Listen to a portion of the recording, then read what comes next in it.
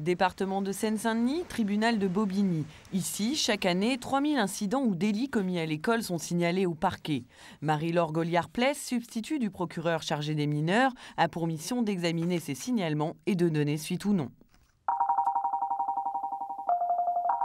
La communauté scolaire a ses règles de vie et effectivement les adultes qui sont présents ont pour mission d'enseigner et il est important qu'ils puissent le faire dans de bonnes conditions.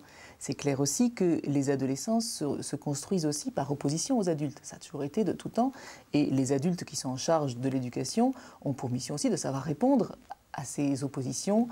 Et tant qu'on reste dans l'opposition, on reste dans l'éducatif et la justice et la police n'ont pas besoin de s'interposer.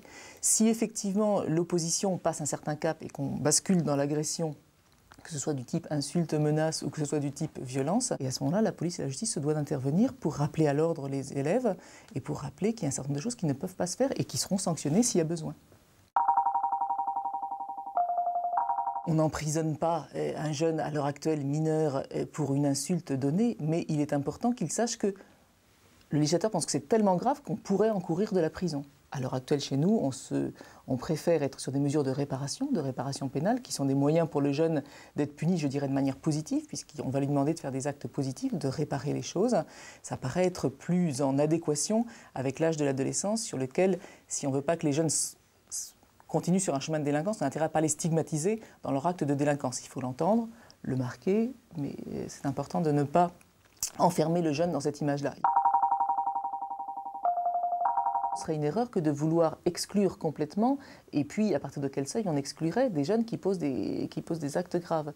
Il faut en revanche que la communauté adulte soit particulièrement soudée, vigilante, et mette en place des pédagogies intéressantes. En Seine-Saint-Denis, on a l'inspection académique a mis en place avec un certain nombre d'autres partenaires des classes relais qui qui marchent bien, qui fonctionnent bien, des classes seconde chance aussi, qui sont des classes qui fonctionnent bien, et dans lesquelles ces classes relais et ces classes seconde chance ne se passent pas dans des lieux en dehors de l'école, ils se passent dans les établissements scolaires, et la communauté adulte sait trouver, et c'est heureux, les capacités pour que les adolescents se côtoient, et se côtoient en apprenant à se respecter. C'est aussi, on ne peut pas, sauf dans des cas très très graves pour lesquels il faut peut-être un temps de mise à l'écart, mais sinon les adolescents doivent pouvoir aussi se mélanger et travailler et apprendre à vivre ensemble. C'est le meilleur gage pour que les adolescents qui ne vont pas bien aillent bien un jour.